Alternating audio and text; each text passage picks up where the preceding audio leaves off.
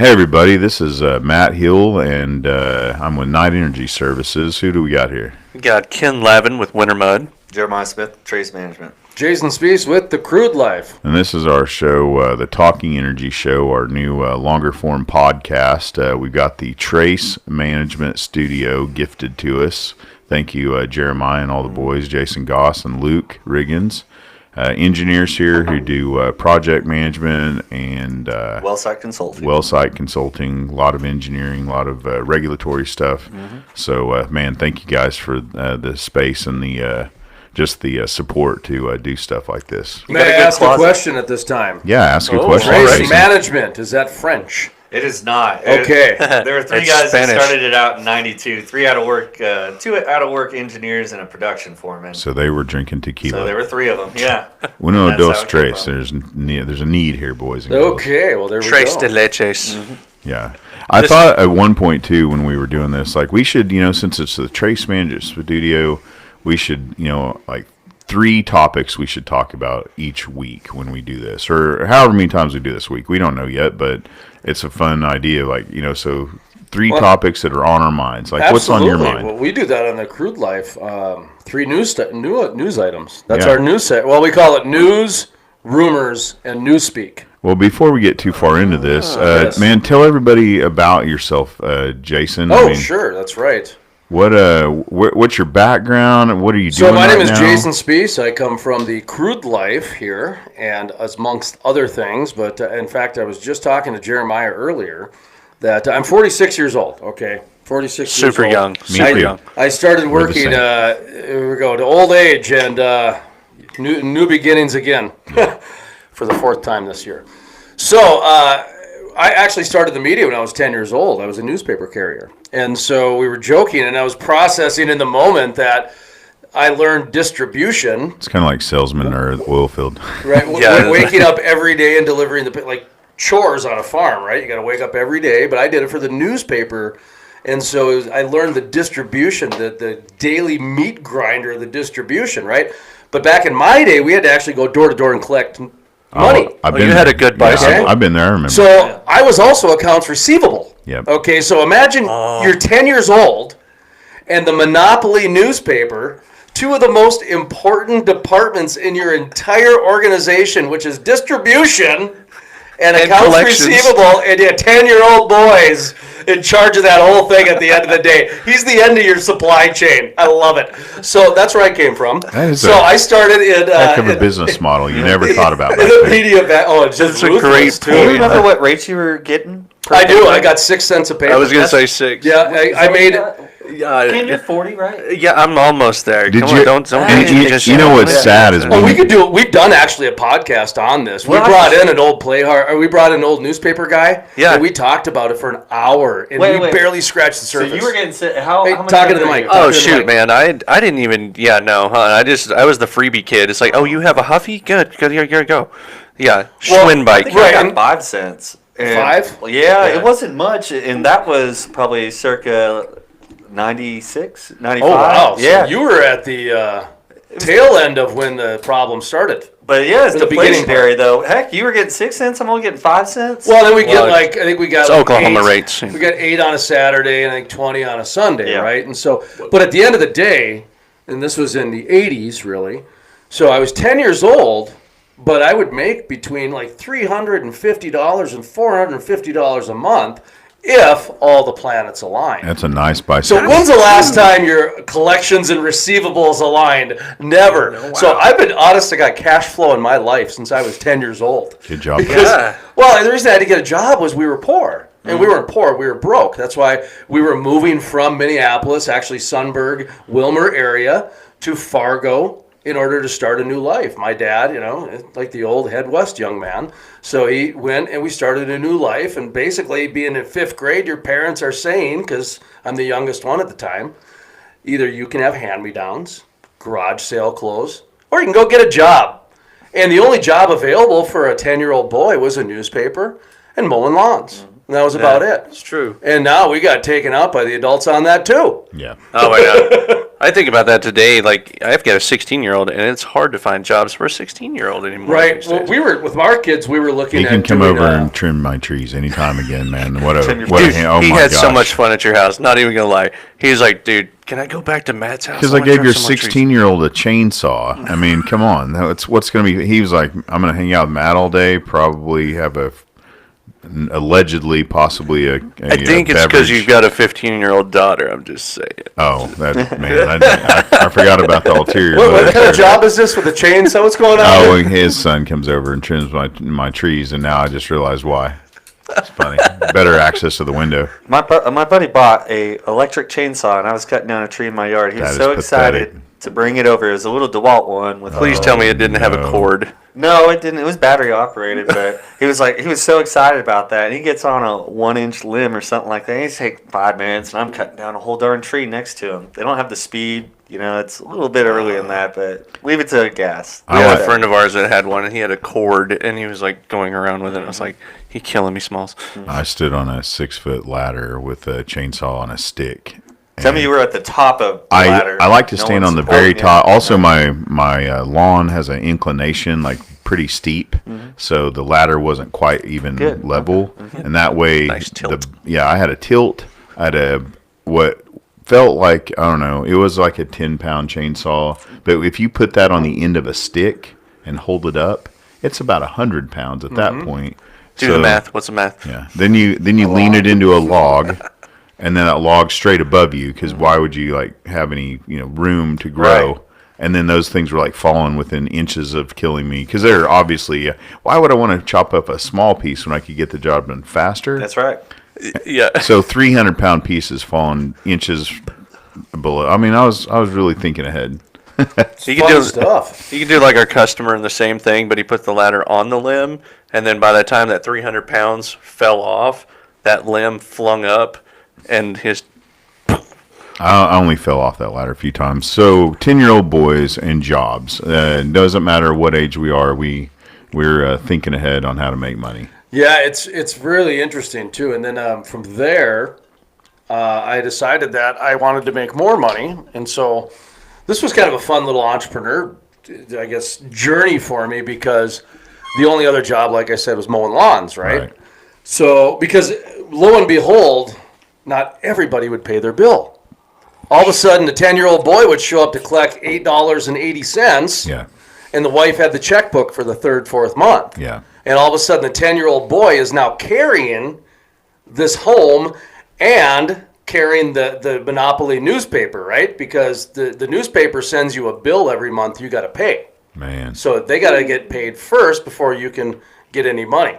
Wow. Okay, so I had to get more work in order to take care of the people that wouldn't pay their bill, right? Because the 10-year-old boy had to pay for it. So we started doing some mowing lawns. Well, my dad, he worked for the post office, so we abused the government resources, because back then a photocopy machine was hard to come by. Yes. There was very few places that, in fact, there were offices that actually, that was part of their service. They had a centralized photocopy place so that people could come down, there was one in a certain you check your neighborhood. P.O. box, and then Totally. you make your copies at the copy at the very end of the aisle. Because offices didn't have them, right? Yeah, It was pretty, we used to do that all the time. So I basically took some carbon paper. You remember carbon paper? Yep. Oh, man, yeah. So I traced some peanuts and mowing lawns, Snoopy, and that sort of stuff. Hey, get your lawn mowed, and one big flyer, 8x10 or 8x11, right? And so my dad came home with 75 or 50 or whatever. And back then, being the good Catholic boy I was, the altar boy, and eventually teaching Sunday school in the Catholic school and everything, being spoon-fed fear and guilt my whole life, the newspaper So there were other jobs for 10-year-old boys. So Sorry, Catholics. The newspaper had a policy that you could not buy an ad from them and then subcontract and broker the advertising from them. So you couldn't buy $1,000 ad and say, hey, come buy an ad for $250 Right. and put 7 of them on there because basically what you're doing is you're using their distribution, and they wouldn't allow that. It's called brokered advertising, and so they had policy. It's like when you go to a trade show, they have a suitcase policy where if you go there, you can't, as a media person, or you go there as a guest, you can't start soliciting. Right. You can't suitcase, that type of thing. Yeah. So same thing in the newspaper industry. So I wouldn't put it in the newspaper. I would just carry it with me and then put it outside the newspaper, right? Technicality. 10-year-old boy learning the ins and outs and the loopholes, right? Touche. Well, I was so busy trying to figure out how to get by the system, I got so clouded I didn't even realize that, well, why don't I just put it on the ones that need their lawn mowed? Yeah. So that way, eventually I whittled it down because the next step was instead of doing a full page, I did half pages and then 3 to a page. Do you see what I mean? To add, so I cut my cost down by a third. Remember, this is a 10, 11, 12-year-old boy going through this naturally with no help, just trying to figure out how to make sure that he's got some Gerbo jeans to wear, okay? Well, I'm not going to wear the garage sale ones. I want Gerbos, baby. Oh, man. I want some Guess jeans. I was going to say Guess. I want to look good, man. That's what I never heard of Gerbo. Isn't that the slang name for them? No, Gerbo was a brand that was around for just a couple of years. They had really deep pockets. Was it like a Jinko jean of the like day? Jinko. It might have been. I don't know, but it was. They were. Oh man, now I feel dated. He doesn't know what Jinkos are. Up in my neck of the woods, we had Dayton's, which was it's Macy's and Marshall Fields. Right. And so anyway, it went through a couple of names. They were like $150 at Dayton's, and this was back in like the 90s. Okay, so yeah, they were a higher end jean, but they only lasted a few years. So anyway, eventually what I got to is that I then cleared my mind enough to say, I'm just going to take a handful with every day, and the homes that I know that need it done, or that are basically don't have kids or outsourcing this and that, 'cause you learn this. But it went down to where I would just basically take 5 or 6 a day, and then the ones that needed it, I would put it behind, and then all of a sudden I get a call because I had gotten pre-qualifying down to a science at that point. Sure. So as this 10, 11-year-old boy, I'm just pre-qualifying my audience. Yeah, so it's pre-qualifying. The hard way, just like the shelf of shame over here that Matt has in the technical world. Yeah, so when Talk about the shelf of shame, man. Jason references my shelf of shame.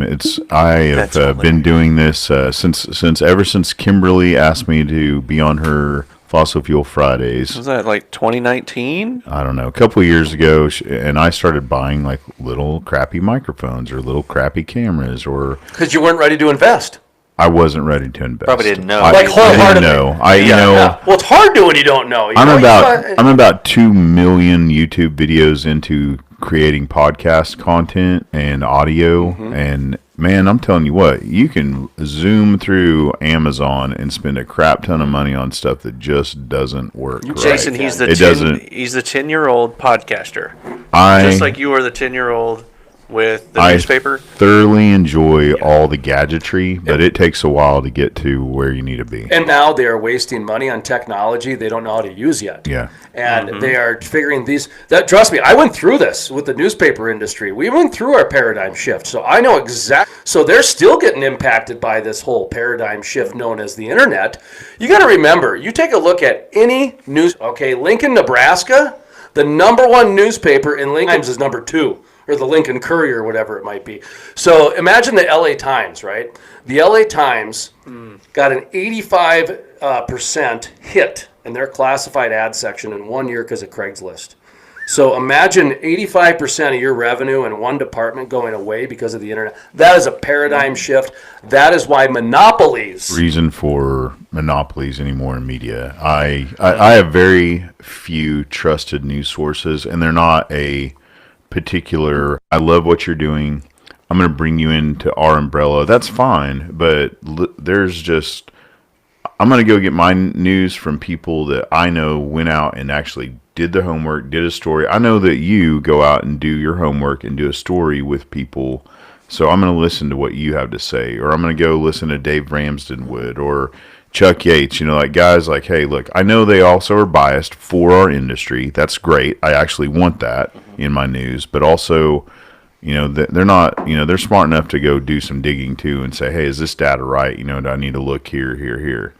I mean, I don't see how the Daily Oklahoman is ever going to have all the people underneath its umbrella that I'm not going to read their. Well, the Daily Oklahoman went through a big thing with the internet transition. They weren't going to do it initially. I actually went on there and checked their classifieds like a month ago, just randomly for some. I don't recall why I was on there, but their classified consisted of maybe 6 classified ads. They were all the same. Yeah, it's tough. 6. I mean, as soon as the car dealerships went away, that was like the last straw for a lot of the the automotive or for a lot. Now you got to remember the way that the newspaper industry works. Okay, the newspaper industry makes the majority of their money on the class paper. You have to have 50% editorial to 50% sales.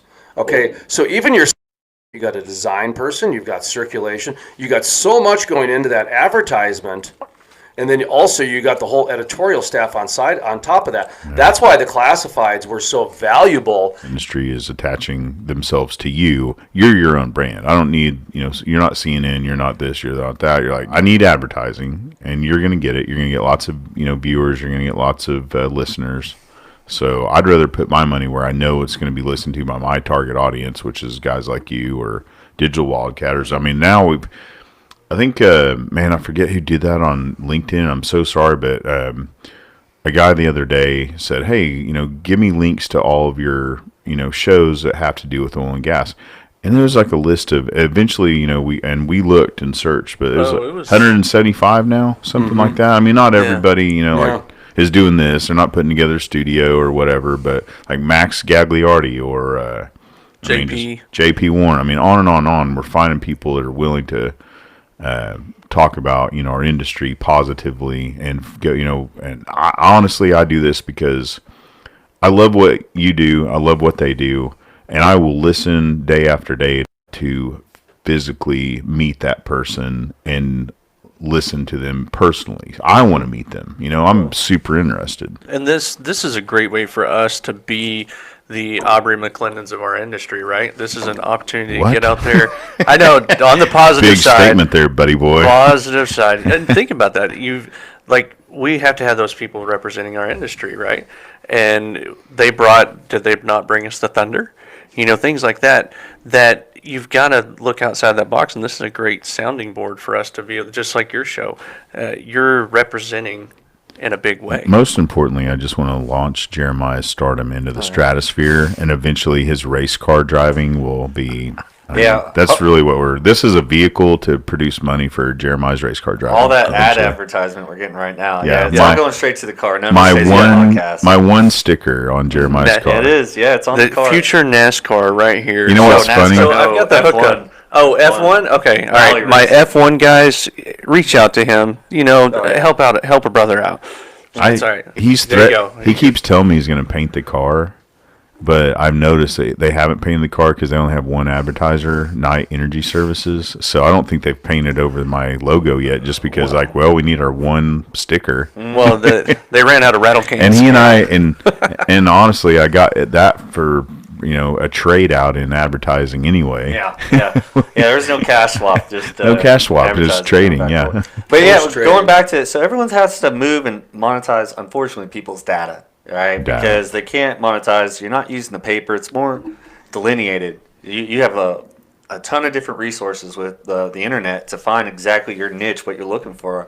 I was actually out at Eufaula this weekend, and this guy had been looking for heads for his 68 Mustang or something like that, but specific heads that were within the date range of the block. Oh, trying to keep it the same. Yeah, matching numbers. Right, but he was able to find a guy in Virginia. Before you wouldn't have been able to do that. It's the forums and the marketplaces that exist online. So you don't have as much of a need for the classifieds where you were looking at a million different classifieds. You have Indeed for jobs. So the newspapers are struggling. There's actually been a ton of consolidation. AT&T is buying everything, all types of media outlets, right? You got Jeff Bezos owns WAPO, right? You really have consolidation. A couple of guys with a lot of money. Rupert Murdoch owns Fox. What about the whole this goes back, there was a lot of talk about it, but the Oh, the ability to filter out content on the internet. We all know it happens, but they were talking about keeping the internet free and keeping it a level playing field. So, I mean, in essence, they could probably push our numbers down and prop up others depending on our ideals, well, that already happens on a policies. regular basis. Well, I mean, okay, so the platforms that own their own platform, Facebook, Twitter, LinkedIn, Sure. Sometimes we consider, maybe a liberal platform versus not, but I mean, man, it goes back to, okay, they own their own business. They can kind of do what they want. In my head, it sucks. If we don't like it, we can go start our own.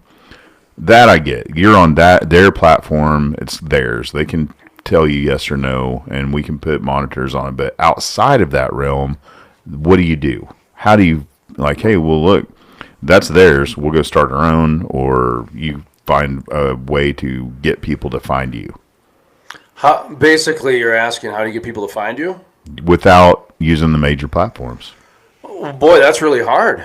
Right. And that's the problem. So do you bow to them and say, okay, So, we'll play by your rules so more people find me, or Well, say exactly what you This is want? what Trump's going through right now. Yeah, he's trying to find his voice. He did away with his blog he had. Yeah. He's still looking for a voice because Facebook knocked him off and Twitter. Yep, well, when you that's right. take a look at what I've been saying, the government is a very big part of this too, because you look at where they bail out. Okay, they generally start at the top. Okay, so they bail out the top people first.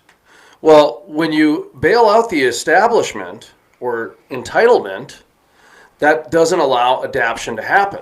Okay, the people who are the essential workers or the people who are kind of scrappers, if you will, those are the ones that adapt. They adapt to society. It seemed like the when you government give this time entitlements, around. you don't. You continue the same thing. So that's what they want to continue the same. But what ends up happening is you end up having consolidation.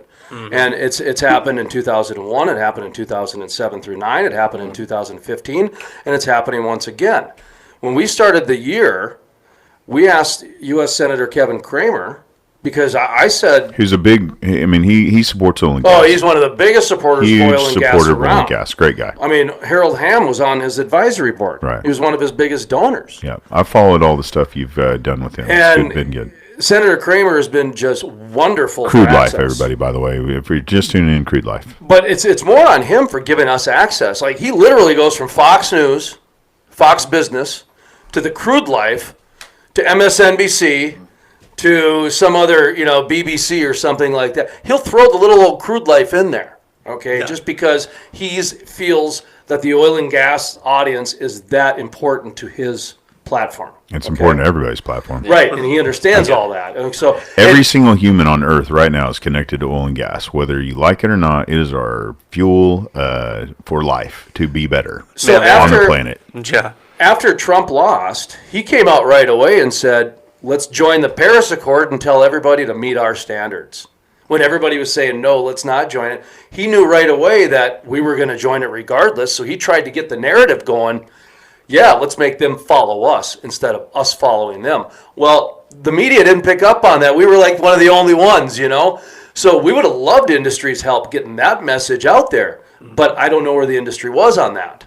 We can go back and take a look on social media. We are That's the all, beauty of it.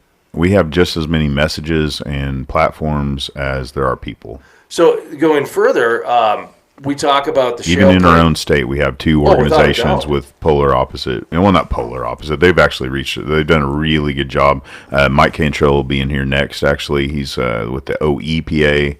And they, in the past, they've had, back and forth with the Petroleum Alliance and, the state government. But, Pretty much vertical compared to horizontal. Yeah. But nowadays, they've both, said, hey, we really need to work together, reach across, our Well, you have own to. industry and find a way forward. Yeah, That- house divided. What is that? There's an expression about that. A house divided can't fight anybody or whatever. Yeah. But yeah, we Not got to. stand. Yeah, thank you. Yeah. So Well, we that's gotta why figure that. that's why they make sure the pitchforks and the torches are always fighting, so they never join together. Sure. Yeah. That's right. And so that's why our motto at the beginning of the year was strength in numbers. Okay, and there was a reason for that. It was ready for anything was the year before. That was COVID, and that was before COVID even. We thought it was going to be the 16-year-old girl, but it ended up being COVID, right? So strength in numbers. The reason we said that is because when we went through this with the internet, we had to do strength in numbers to survive. Yeah. I lost my business in 2009. I went through 4 recessions, 5 if you want to call the last one a 2. When you have $2 trillion bailouts, it's kind of a recession, folks. So 5 recessions I've been through. I've survived 4 of them, okay? One I lost. I had to bankrupt my business, okay? The internet took me out, but you know what? Chicago Tribune got knocked out. LA Times got knocked out. I don't feel so bad. But guess you what? were in some legendary. The other 4, knockouts. the other 4, I have survived each one without any help. We didn't get any money from the state of North Dakota. Now, when you say survive, a lot of people are like, if you're following Jason, his life is the Crude Life, and he is interviewing people in oil and gas, right? Or politics about oil and gas. But what the centralized theme has been on every single one of my recessions is where the bailouts go. They always go to the top, and then they don't trickle their way down.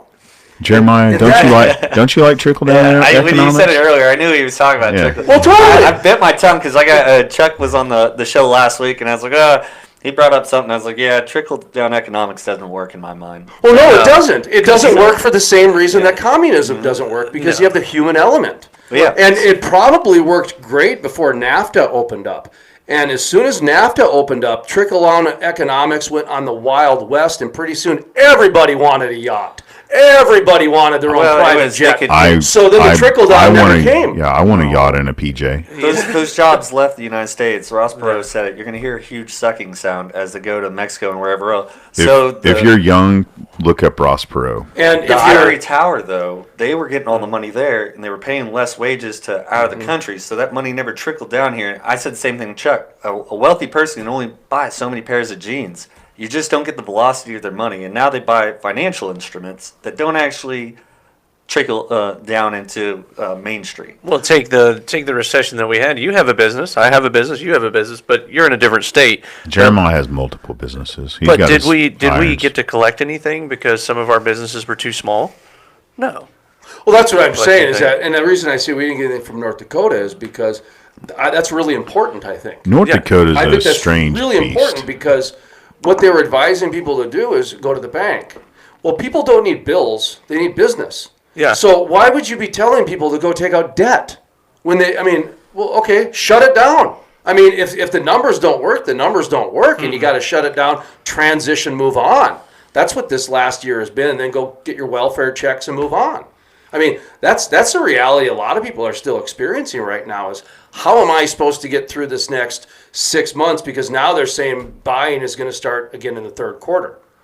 Okay, well, they said it was going to be second quarter. Now it's going to be 2021. And they shut that down here in Oklahoma, is that right? All I know is that the goalposts have moved 5 times in the last 2 years, and nobody's talking about it. That's why we call it news, rumors, and newspeak. In fact, I called up my own ass, my own Crude Life ass, because, we added Jenica, right? Oh, Jenica's a great story, by the way. 31-year-old mother of 3, got laid off because of COVID. Her husband gets laid off because of coal, gets laid off because of oil and gas. She understands the business better than anybody. She's out there. I offer her a part-time job with my own money, my own investment money, because I knew we needed to grow and I knew I couldn't do it alone, right? So I give her a list of 15 names. Wish list. Go get Christy Craddock. Go get the governor of Wyoming. Go get this person. She got him, and she got him.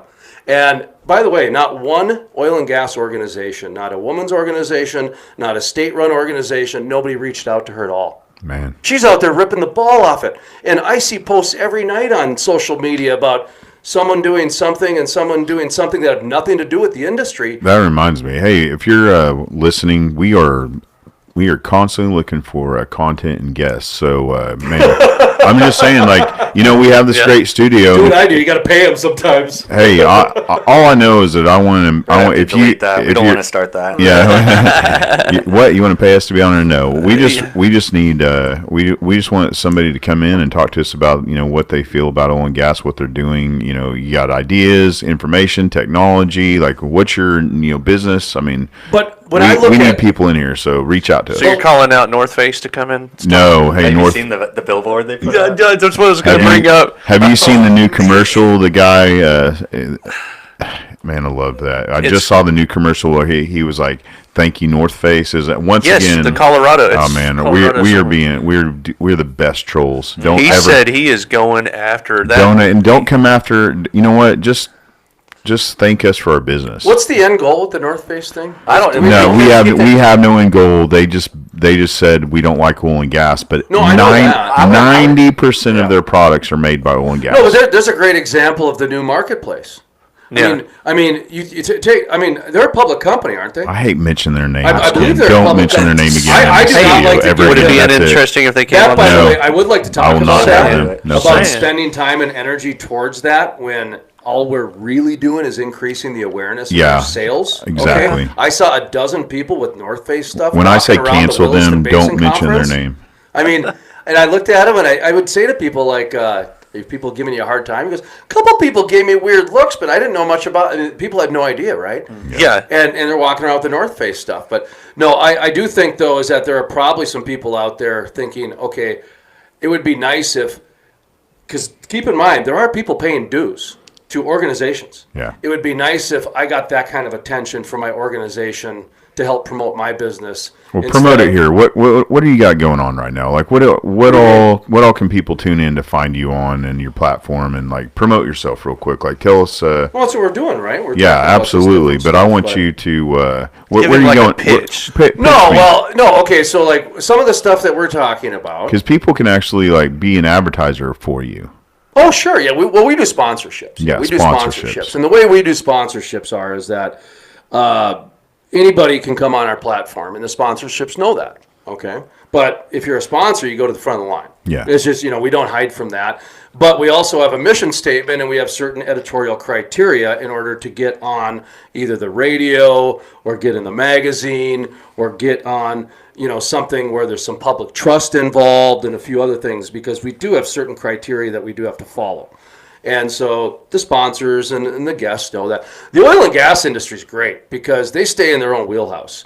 You're not going to have somebody Sometimes it's not great. Now we found out we got to step out the bounds. Well, this is why I want to know where we're going with the North Face thing. Yeah. Is because at the end of the day, you got to adhere to shareholders. Okay.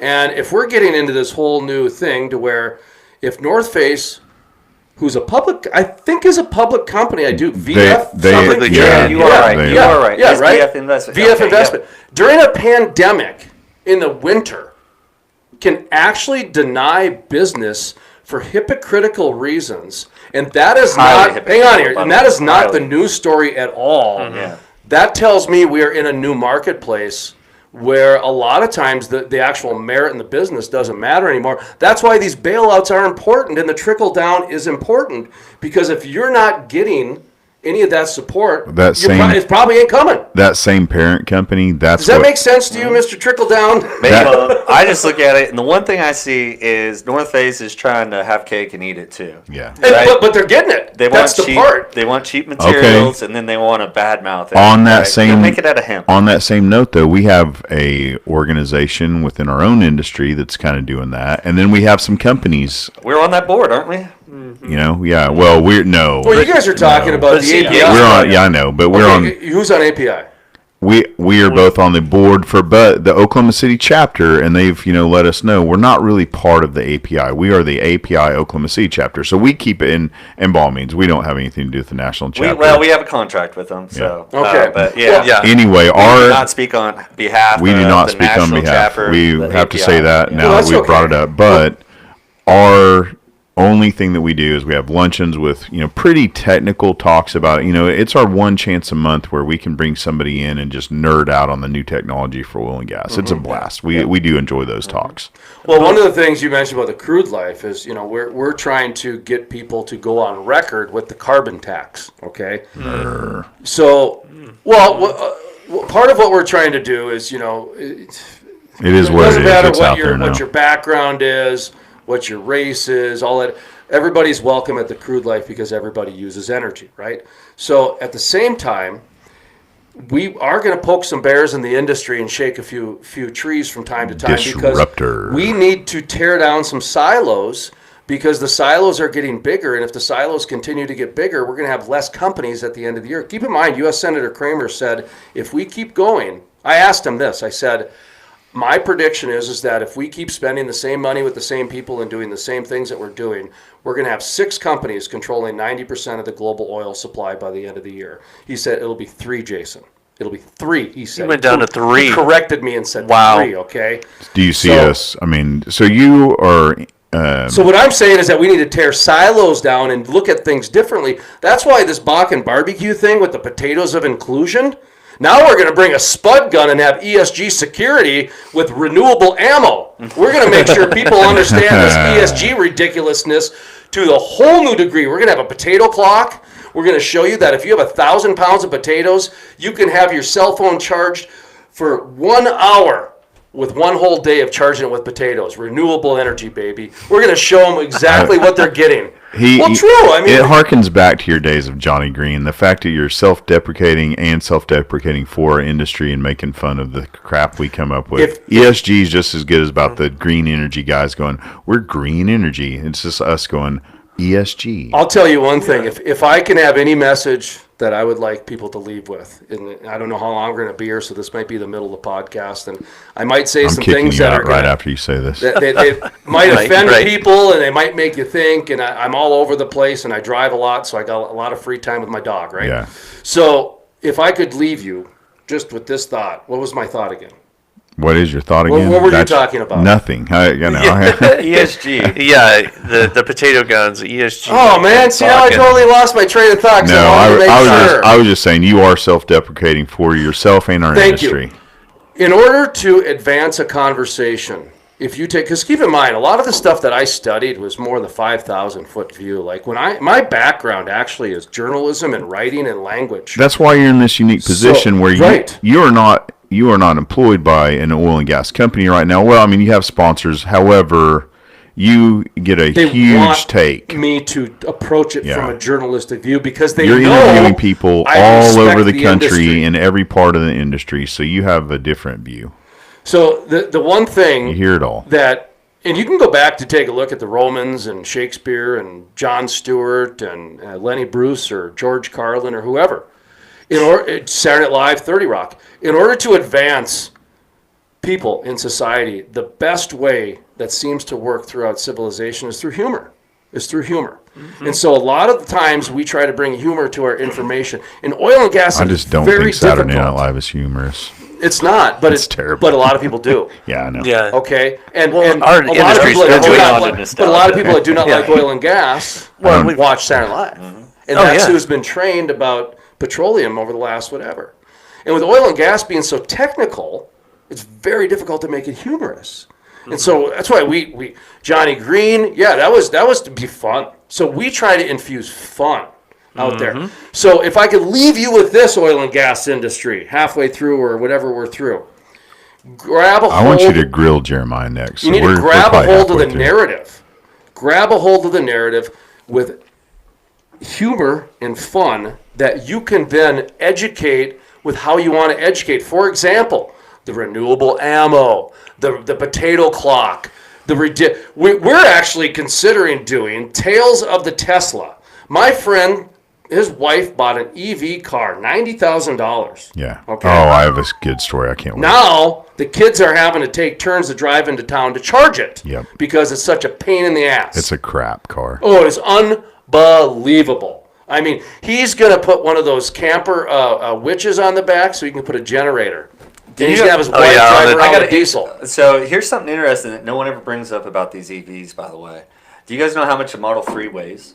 No. But, dude, they're like 7,000 pounds. They're not that bad, but comparative to a car of the same size. Which is 2,500 pounds. Yeah, it's around 3,000 pounds is what you just come up with numbers. I like you. I'm pretty close. Well, it's like allegedly everything with him. Yeah, allegedly. And so they're somewhere around 2,800 to 3,200 pounds for an ICE engine ICE car compared to a Tesla. Okay. Tesla weighs 4,600 pounds. The new Hummer will weigh almost 9,600 pounds. Good Think about Lord. the roads. When you say new Hummer, are you talking about like an EV Yeah, Hummer? the EV. Yeah. Oh, So the God. roads are a real What have they problem. done to Yeah, that but poor this car? is something that has been. So we're talking about infrastructure, and they're putting in these Class C chargers, which are 440. They 80% charge. I'm 15 assuming minutes if you're more. listening to this show, everybody, that you will not buy any of this But, garbage. it's still good for natural gas. It's just a longer exhaust pipe, and I bet you that's what he was getting to, was following the tail, because it's still coming from that. And Well, and I love the little I- stations. Oh, They yeah. have a generator behind a fence. My wife's dear friend, Beth Hawkins, she's an oil and gas wife and beautiful, wonderful woman. She does photography. So if you're in the Tulsa area, she look up Beth Hawkins Photography. And she let me drive her Tesla this weekend down to our little dad party in Oklahoma City where we dressed up like dads. So I thought that'd be funny. you just wear your normal clothes. I wore my so Oh, apparently everything I man. wear is also a meme. But you're like, hey, dress up just like you, but that's our costume as 20-year-olds for tonight. I was like, ouch, this hurts. But we drove her Tesla, and it was at about 30% charge. And I asked her, I was like, is this enough? Blah blah blah. Question. Go ahead. Did it have the manufactured noise like an engine? Yes. My buddies It said is to do it. so quiet. No, everything about this car felt like I was driving in the future. It was great on that aspect. Like, oh, this is like a video game car. This is super cool. Like, it's brand new to me. So all of it, like the extreme crazy speed thing Yeah, that the you torque can at hit, the beginning. and the launch mode, and like all the things. Yeah. Like, do you want to go 0 to 60 in 3 seconds right now? Yes, It's I a would. souped up golf cart. Yeah, so it's a lot of fun, but it's completely a toy because we went there. By the time we got from Edmond, Oklahoma City, it was already down to like 20%, and then we could go back home. It's like at 10%. She charged that thing. This is her kids. She's a mom with all these kids coming from Tulsa. She charged her car overnight at my house. The next day, it was at 20%. She'd got from 10 to 20% using my house all night Was long it a charging. 110 plug-in? So she probably, if she used your dryer, it'd be a lot faster. But if Yeah. you're using 110, it's 30 miles per hour charge. How useless is that? But- Wait for your bill so to come in. before she, and this is what made me laugh about this car. So before she wants to go home, she has to drive over from Edmond to the outlet malls to the supercharger. So which is like the opposite direction on the other side of Oklahoma City. 20 miles out of the way. Charge it for 20 minutes. So she's got 3 kids in a car. She has to charge it for 20 minutes to get back to enough to get home to Tulsa. So I was we- like, Beth, immediately sell this piece of junk and go get a car with gasoline. 2 years ago, we went down. Me and a couple other guys on the race team. We took my buddy's Tesla to New Orleans Yeah. from here. The neatest thing about it, what you said. That's a what- good story. The only good thing, Yeah, right? well, it was really cool. It was weird. Take your hands off the wheel, boys. Because we'd be like driving down the road, and he'd be like, "Oh, check out this video." Because we follow a bunch of finance guys in a car. Right. So we go down some rabbit holes. We listen to Andrew Yang, all this stuff. And he was on Joe Rogan's amazing, by the way. Joe Rogan's doing a good Joe job. can come on the show anytime. So we would pause it, and then we'd have a discussion. But it was so weird because he would be like, "Look at this video," and we all watch it, and then he does too. I'm like, dude, you're gonna watch the road? It's so weird. But we had to stop 4 times to make it there. It has a 300-mile range, but that's in a perfect world. You really only get to use 80%, and it starts shutting off. And other you have to things. look for not only that, but you have to look for the supercharged stations. You don't have to along look. the You can way. actually just say, "Hey, I want to go to New Orleans," and Supercharger. It'll pick your stops. Okay. We had to stop in Dallas and charge there to 80%. So, but we were there an hour, and then we drive, but we didn't have enough to get all the way to like Lake Charles. So we had to stop. It took 4 stops. So if I would have taken my Escalade, it would have taken 10 hours to get there. Yeah. And I would have stopped 1 time. And with his, it took 14 hours to get there because we had to stop 4 times to God. refill. I will tell you, What's the batteries last on those? 5 years? no, 9 years is what they think. 9 years. Bull Where crap. They think. So Yeah. yeah. Yeah, You and I it's both super know our early phone batteries, all that stuff. Like so, right? So we're going to be replacing batteries in 5 years. Well, on and all those these cars. batteries run about 35 grand Yeah. too. So the used market for these Teslas. what are we gonna and do with the EVs, batteries? They're going to be terrible. You talk about trickle down again. So now, when a person buys a used vehicle for $20,000 and they get 1 year of a battery life, and then they got to replace it. It's going to be worse than when your head gasket breaks. Okay. Remember that? It's not overnight though. It's like your cell phone. You don't when you first got it, go to 100% charge. Now it only goes to 80%. No, but you got to still 70%. buy a new battery. Well, Eventually. so they're making Depending on up what you're using the a car new for. battery company is actually able to pull them out now, and they can change just the cell. So if you have bad cells within that battery, they can take that big one that it was 35 grand. Now you're only paying like 3 to 5 grand for like that one cell.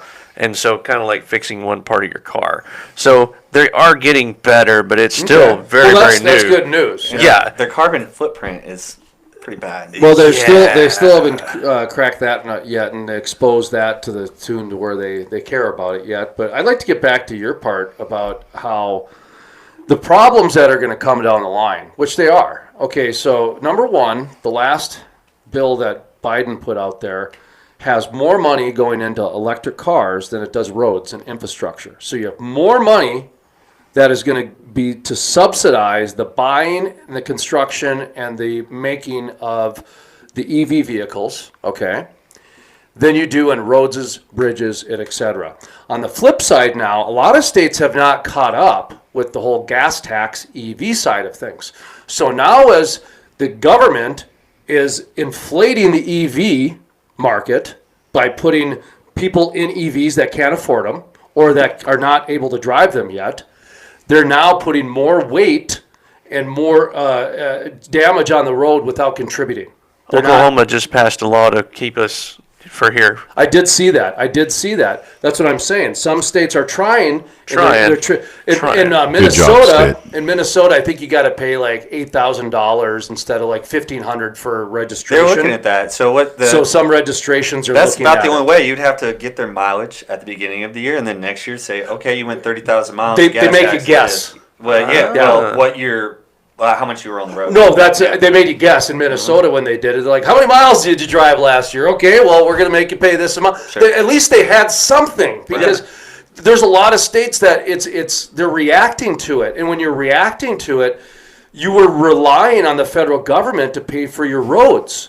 Well, now if there's no money for the roads, these roads are going to become worse and worse. In the Bakken, we had so many problems with roads because when we got hit with the Bakken boom in 2009, 10, 11, 12, there was no money put into those roads, okay? All the money went to east, man. Blue Fargo sucked up all that money, right? Mm-hmm. And we got, because we got the universities and we got 65% of the population, right? So we got it all on the east side. The roads were so bad in western North Dakota, and this is no lie, okay, that if we had a rainstorm like we had the other night down here in Texas and in Oklahoma, Right. those roads would wash out. Boom, the clay would take them out because they were only used to. Has our industry not improved them though? Because we the need industry now. them. No, the industry came in and like spent their own money. Yeah, we spend in our own some money on cases. roads. Yeah, Yeah. Let me we finish your usually map. improve. So what happened is that these places were used to a dozen combines a year going down these roads, and that was it. So they did not put the best integrity into these roads, and they shouldn't have either at that time. Right. But when the boom came, it happened so fast, they were not able to put the money into the infrastructure, rip that out. No, and the rain came and washed it, literally would wash out 20-foot chunks of the road. And so then- all of a sudden you'd have like a 10-foot drop. Imagine those new highways we were talking about. That's the contact highway for these electric vehicles that they can actually drive, and while they're driving, not kind of like setting your cell phone on that pad. Your car is on this highway. That is like a flying car it's a right I now. will- to me. And then That it's is a pipe dream. that's not going to Yeah, happen. but it's charging your car while you're driving. What on we're it. going to do is use all these fan blades from these wind turbines and throw them into our asphalt. That would That's actually work better Yeah. in some of Yeah. these cases Yeah. to use them and repurpose them as Yeah. bridges. So when you take a look at the bridges, when the bridge collapsed in Minneapolis on 35W, which made national news because there was a school bus on it, right? Oh, yeah. This was a big deal.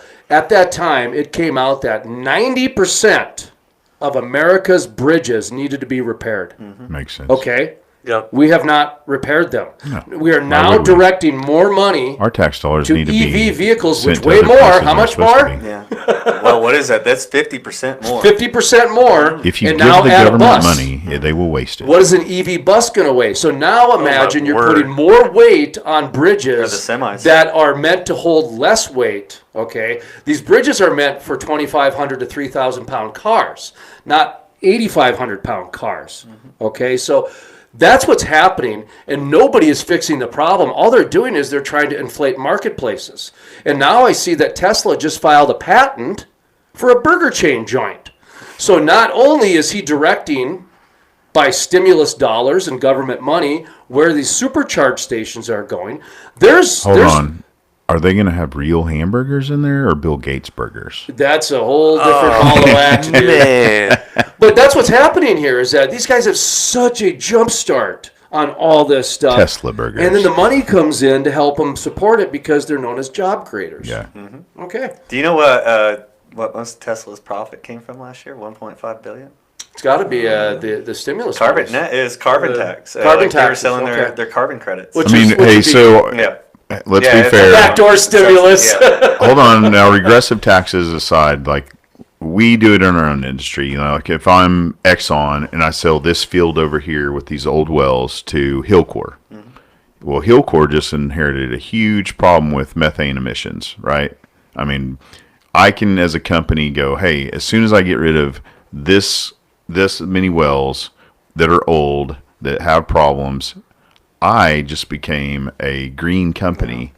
And now this company over here, who's a small operator, and it happens often, and I shouldn't call them out, but I'm just saying, like, that is happening in our industry over and over again, where now the small operators look like they're the bad guys, and they're not. They just they inherited a problem from buying acreage and wells. That to me is the 10-year-old figuring out a way around brokered advertising. Yeah. That's just figuring out a technicality to make yourself fall in the line. It's why we came up with the term ESG, I guess, too. Like, hey, Well, and again, this ESG is not going away. No, this ESG is here to stay. but we already had that. We just didn't put a term on it. Like, look, man, oil and gas companies, we want to make sure the environment's good. We want to take care of people. Here's It's all the irony behind this all whole rhetoric. ESG thing is that they're so fixated on the environmental side, which we were already. which is so ironic because that's the one side they actually have down pat. We're good at it. We get The better oil and better. gas industry is the leader in the environmental movement. Where they need help is the social part.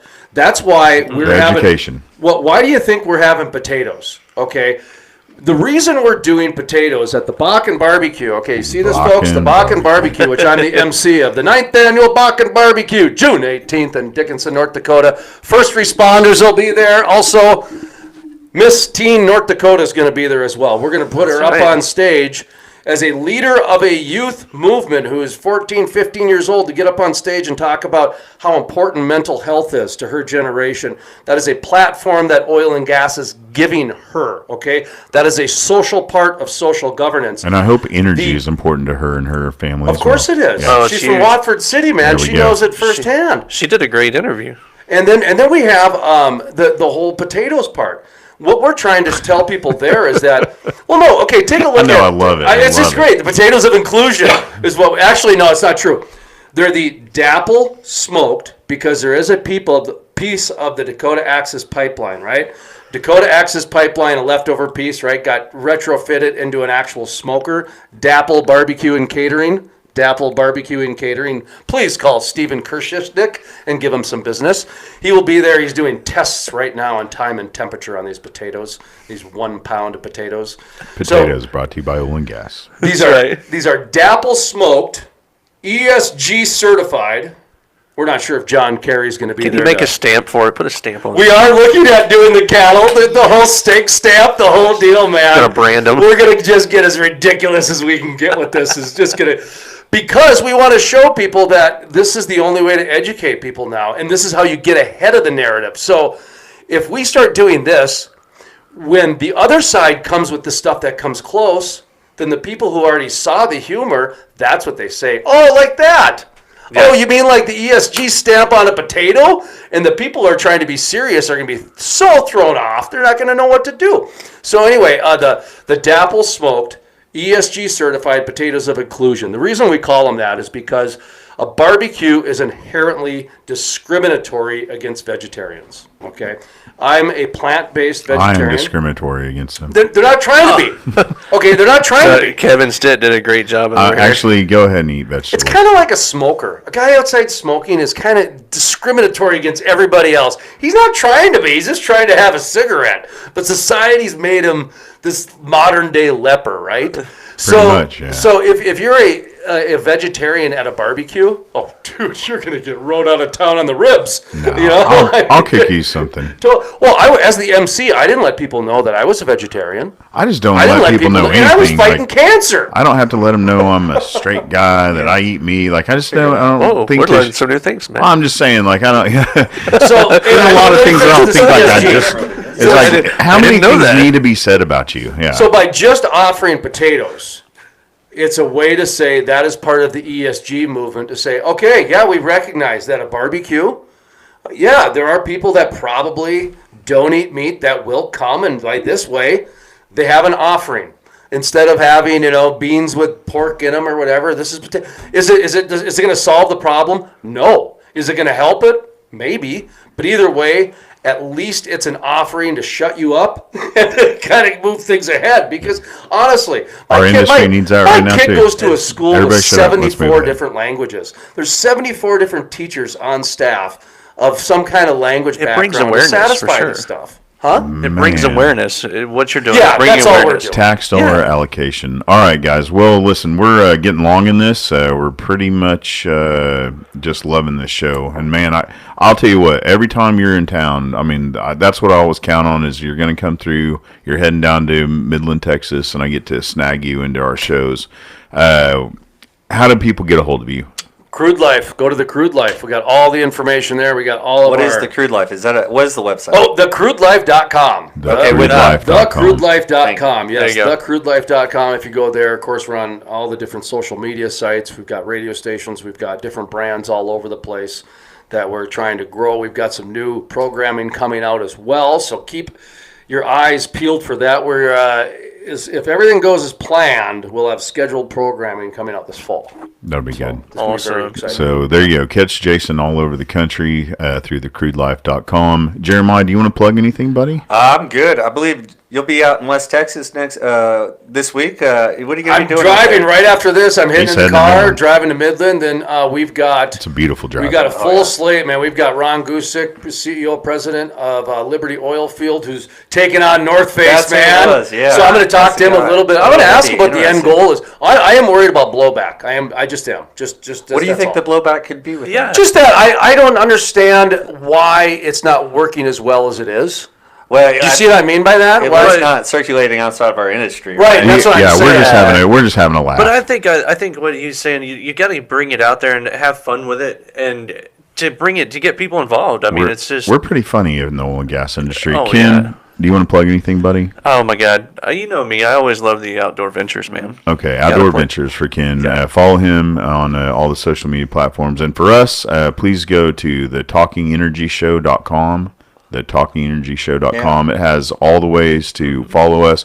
It also takes you to Oilfield Tailgate and all the sponsors for that. And so I'll be hitting everybody up. I need sponsors to get the Oilfield Tailgate party going. It is such a blast. It is Such a blast. great Huge event. turnout. Every home game in Norman, there'll be a party for each home game where everybody comes in our industry's welcome. You know, the sponsors take care of it. Food, So fun. live music, open bar. We have a great time. So I need sponsors for that, and we need guests in here. So Oh yeah, Mike Cantrell. I cannot wait to Mike talk Cantrell's to him gonna be next in here week. tomorrow. So the next Love podcast, him. Mike Cantrell. That one's gonna be a lot of fun. that's it, everybody. We're going to be out of here. Thank you See for you in tuning in to Texas. Talk Adios. Energy Show. Take care. God bless. Bye bye.